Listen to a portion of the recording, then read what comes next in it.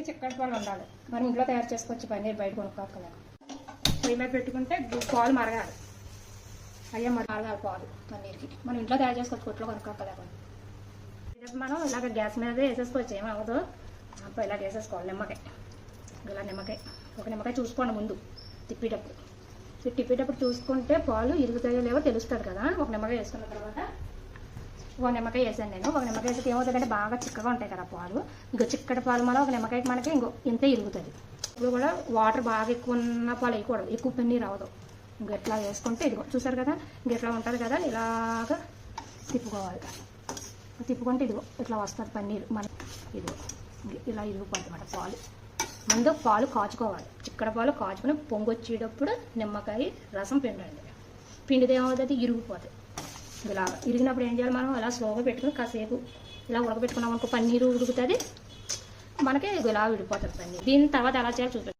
ఇట్లా ఉడకబెట్టుకోవాలి మనం. చూసారా, ఇట్లా ఉడకబెట్టుకోవాలి. దీన్ని ఏం చేయాలి మనం మళ్ళీ,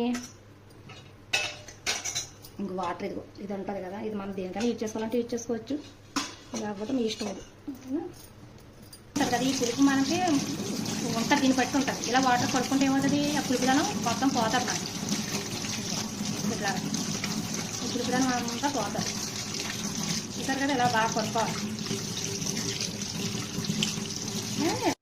ఇప్పుడు ఏం చేయాలి మనం, ఇది పులుపుదనం మొత్తం పోయింది కదా. పోయినప్పుడు మనం ఏం చేయాలి, ఇలాంటి పెద్దగా తీసుకోవాలి. ఎందుకంటే మనం కొంచెం కలుపుకునేటప్పుడు ఇది ఏమో ఇలా పిండుకోవాలి. ఇలా పిండుకుని వాటర్ లేకుండా ఇందులోకి వేసుకోండి. ఇలా పిండుకోవాలి. ఇది ఉంది కదా, ఇది మనం ఇలా మెత్తగా ఇలా స్మాష్ చేసేసుకుంటూ ఉండాలి. ఇట్లా స్మాష్ చేసేసుకోవాలి. చూసారు, ఇంక ఇలా స్మాష్ చేసేసుకుని కొంతమంది ఇలా పొడి పొడిగా కూడా వేసుకుని వండుకుంటారు, అది ఎవరిష్టం వాళ్ళది. ఇలా వేసుకుంటాం కదా. ఇలా చేసుకున్న తర్వాత మనం చూసారు కదా, ఇది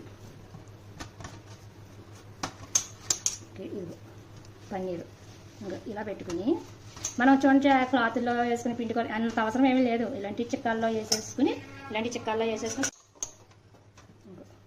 ఇది ఇట్లా పెట్టుకుని క్లాత్లోనే కట్టి ఏమీ వేసుకోవాలి. అంతలా పిండవగలది మనం అందరికీ ఇబ్బంది అవుతుంది కదా. ఇలా చిక్కాల్లో వేసేసుకోండి, వేసుకుని చేసేసుకోవచ్చు. ఇలా గట్టిగా కలుపుకుంటే ఇలా వస్తుంది. ఇలా వచ్చినప్పుడు మనం ఏం చేయాలి, దీన్ని ఇట్లా నొక్కండి.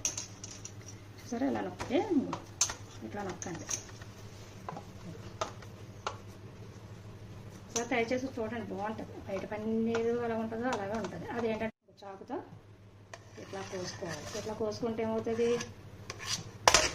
ఇది మొక్క ఇట్లా వస్తుంది.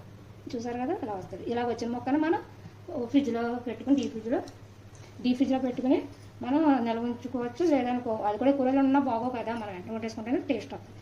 ఏం చేయాలి, మనం డైరెక్ట్ వండుకోవాలంటే కూరలు వేసుకోవచ్చు, లేదనుకో నూనెలో వేసుకుని ఇలా ముక్క పరంగా వేపుకోవచ్చు. ఇంకా ఎంత అందుగా కావాలనుకో మనం ఇది ఉంటుంది కదా రౌండ్ షేప్లో, ఇలా బాల్స్ కింద కూడా చుట్టుకోవచ్చు. ముక్కలేక్కల ఇలా రౌండ్ షేప్లో ఇలా బాల్ కింద చుట్టుకుని బాల్స్ కింద చుట్టుకుని కూరలో నూనెలో వేపేసుకుని కూరలు వేసుకుంటే బాల్స్ పెద్దవి అవుతాయి.